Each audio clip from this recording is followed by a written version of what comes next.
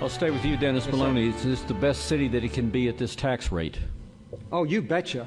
You know, we, out of cities our size, comparable cities our size in the state of Texas, we rank 17th as the lowest tax rate. The ones that do better than us, you wouldn't want to live there. Unless, of course, habla español, hombre.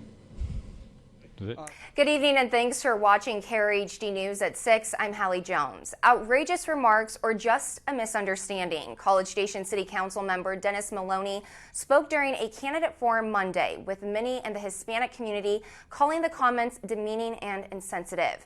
Tonight, 25 News reporter Austin Walker sat down with Maloney to get his side of the story. While explaining his thoughts on the College Station tax rate, many are calling his remarks racist and disrespectful against the Latino community. Now today, we sat down with him one-on-one. He says he just wants to clarify. In response to the backlash, Maloney posted a statement on Facebook saying in part, quote, "I regret that my comment was misconstrued and hurtful," going on to say, "It's a shame that my own words have been weaponized by my opponent's supporters." Are you sorry you said it, or are you sorry the way it was perceived?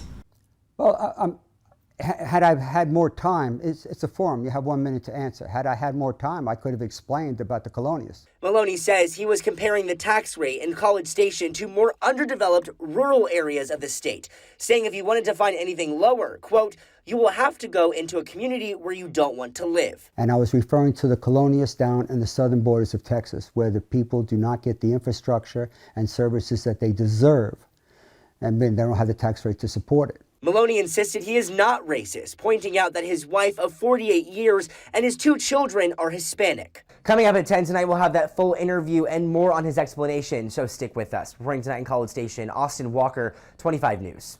And Councilmember Maloney issuing this statement on his website. Unfortunately, political adversaries have fallen into the habit of character assassination rather than debate and discuss policy issues.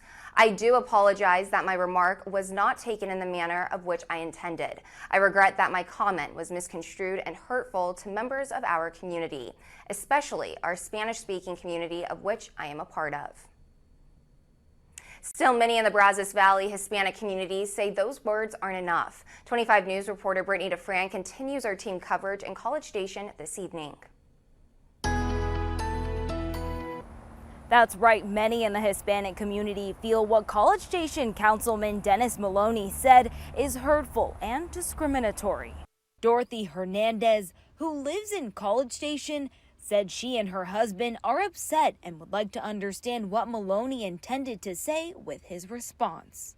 I was kind of a little confused also. I mean, I understand the tax rate and all, but as long as he's been in office and speaking for this community, and this is a very diversified community, I was kind of appalled. Other community members feel belittled.